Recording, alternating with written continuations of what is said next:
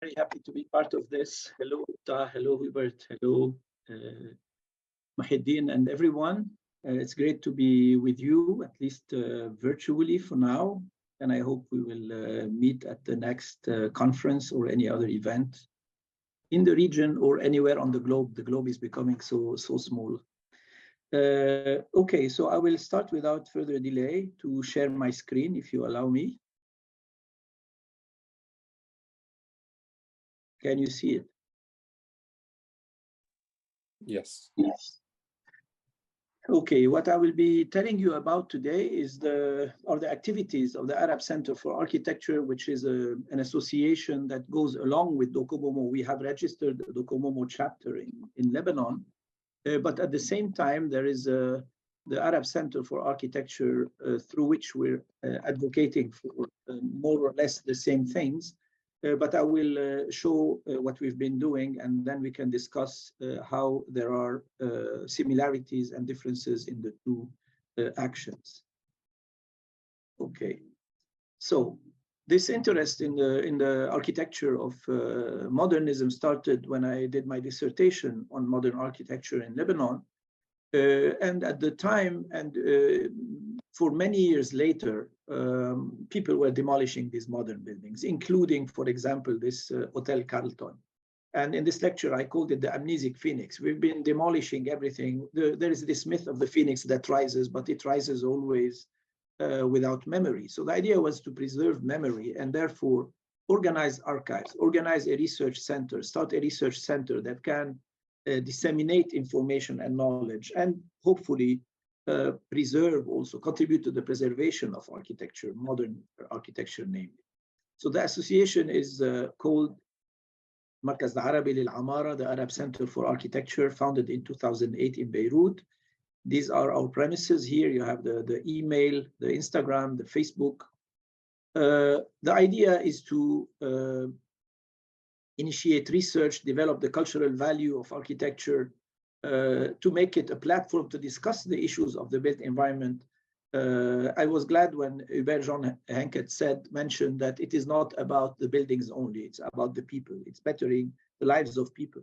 And understanding issues of history, issues of modernity are very important to construe a contemporary image of ourselves. But also, it is important to learn from precedents and lessons and not fetishize architectural styles.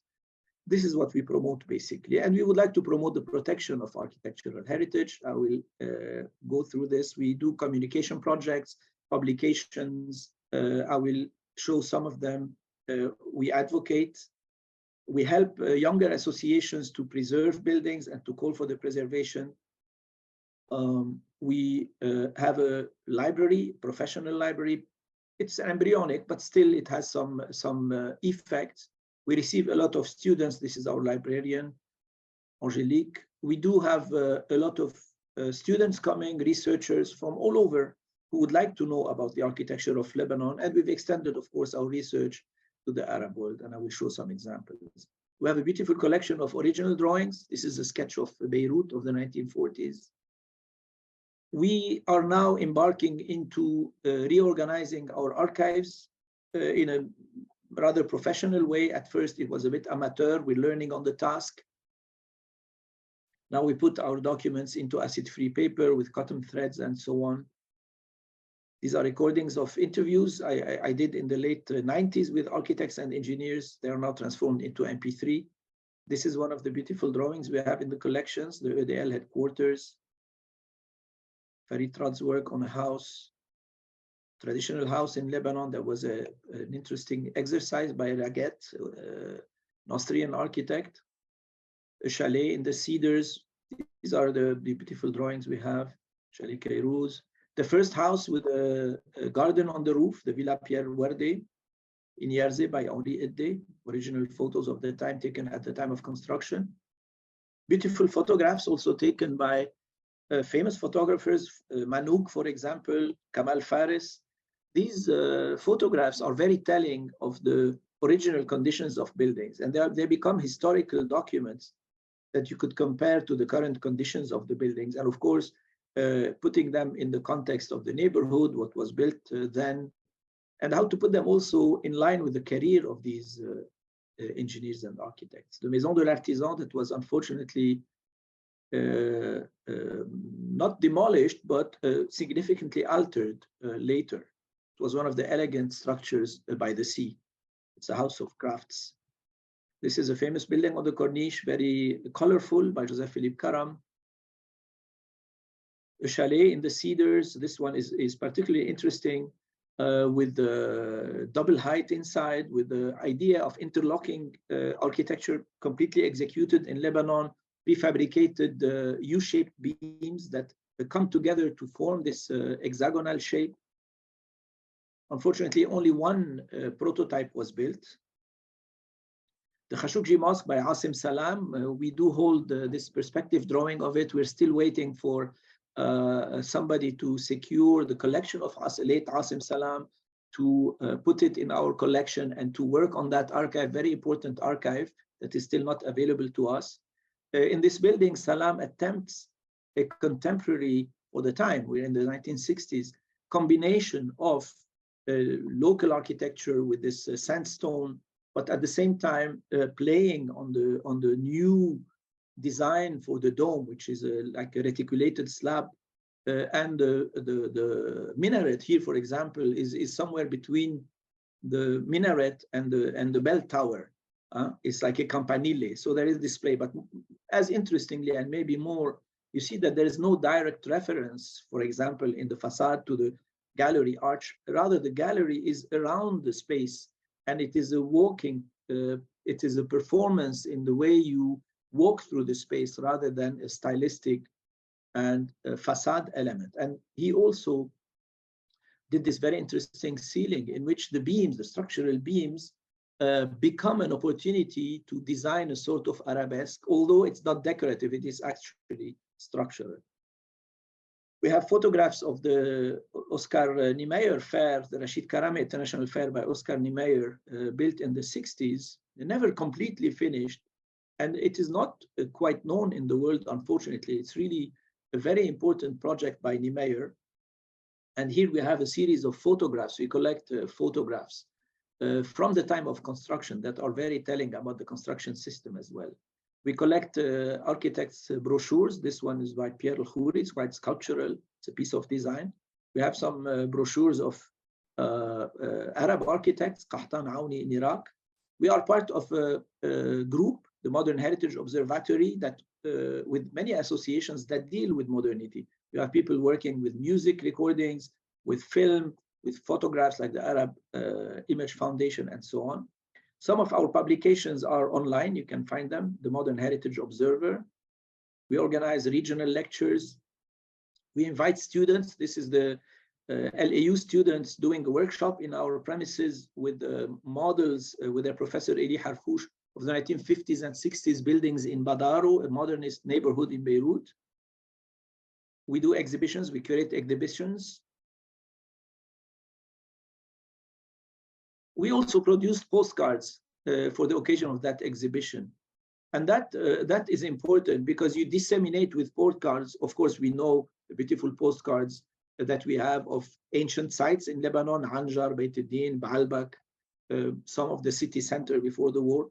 But the idea is also to disseminate this modern vision, this modern idea of the country with drawings, artifacts, buildings, neighborhoods. We also invite people to our premises for the International Archive Day so that people can get to know the collections, kids as well. These are exhibitions of furniture of the time and also of art in architecture. In the 50s and 60s, architects and artists, designers worked together. And you have many buildings with entrances that are very colorful with the pâte de verre, mosaics, relief in plaster and other. And we did an exhibition. This other exhibition was about building skins and the climate response with the whole richness of all the possibilities given with the claustra, the brise soleil, and so on and so forth. And this, for example, again, with the Oscar Niemeyer Tripoli Fair, we have a group of Lebanese architects who recently won the Aga Khan Award. They were one of the winners, and they did a great job in preserving the qualities of one of the buildings of the Tripoli Fair, yet transforming it through adaptive reuse into another program, which is a carpentry workshop and exhibition space. And we can talk about this later in any of the discussions, but the idea here that I want to put forth is that this idea of preserving the buildings is extremely important to give them a new life. But that new life, of course, as Docomomo, many Docomomo members, and we've been discussing this many times, and there are issues about adaptive reuse and so on, has to happen taking into consideration new needs, and we shouldn't be integrist in that regard. We do activities with kids as well. I was very happy to see the program that Muhyiddin presented for the ambitious program for Docomomo Sudan. And I really invite also to work with kids and students about architecture, about public space, about the role, the civic role of architecture in ways. We do guided tours. I saw it was also in your program. This is great. Guided tours are extremely important because here you touch a larger audience. There are a lot of people interested in architecture, and you can take them around tours in neighborhoods. We do many in Beirut, but some outside of Beirut. I will show some. And we produce these little brochures where on the back of these brochures, you have a brief explanation of the specificities of the neighborhood or of the building that we visit. There are many. We did around 15 different guided tours. This was a campaign also through a guided tour to preserve a neighborhood in Mar Mikhael that is threatened. Now the project is stopped, fortunately, but it was threatened by a highway cutting through it. And we worked on this with Save Beirut Heritage, a local NGO. Again, the Tripoli Fair, we put it on the National Heritage Day. The visit now is yearly. We also go outside of Beirut to modern structures like here, the station in Rayab, the Bekaa. I will show some very quickly to get to something else. These guided tours take us in many, many places with very different groups. Extremely important. We should get out of our bubble of specialists working in our centers or academia. Guided tours in the city. This is brutalist Beirut. We also do guided tours with architects to their contemporary undertakings, whether in the city or outside. And these are very good because you get to also speak about architecture to students. Obviously, the audience is mostly made of students, but sometimes they come with their parents, with their friends. And that's also very important. Dissemination is extremely important. Here we have some of these. We also organized lectures between two generations. Because of the war, we had gaps in generational contact. So here we organized lectures between an old architect and the younger one. These were opportunities for the older architect to present their work and for the younger architect to be their interlocutor. And we put on the table concerns. Some concerns are still the same since the 50s up till now, or 60s. And some have changed. So there is a new regard, there is new vision, a new angle to look at these buildings. Sustainability, for example, the economy of material, the environment, and so on. And often you discover that many of these architects were designing soundly, and they designed sustainable buildings without caring about the BREEAM certificate or the LEED certificate or whatever you have today as a checklist, if you want, of things to do in order to have your building recognized as a sustainable building. They designed with common sense. There was a big lesson in these lectures. And some of them we started to put on YouTube. So I invite you to, for example, hear this and look at this presentation by late architect Grégoire Serov, who passed away this year, with young architect Eli Harfouch. This is also somebody who passed away, Burhan Tayyara, a great Syrian architect. We also organized lectures between an architect and a writer, and they work on the city, on the same city, Tripoli, Cairo, Beirut. And these were also extremely important for us because, again, you get out of your bubble of specialists. And you put architecture in its real world, which is the public sphere. We also contributed with Bernard Khoury. We were invited by the Bahrain Kingdom to do their pavilion, to curate their pavilion in the Venice Biennale 2014. And for that occasion, we produced the pavilion. Bernard Khoury designed this sort of rotunda, and it had 40,000 copies of a book that I produced on architecture in the Arab world. I will show it here. There are, of course, some examples from Sudan. This is the table of content. It is bilingual. We always try to publish in 2 languages. So this is the content of the book. And here you have the page written on Sudan by Omar Osman, Ibrahim Zahreddin, Badreddin, sorry, and Amira Osman. Very interesting text that explains the early colonial and post-independence era. It is in English and Arabic. I invite you to read it. And here we have, of course, the Alec Potter pavilion at the school, the bank by Abdelmanem Mustafa. You see here to the left also the project by TAM Associati that was mentioned earlier.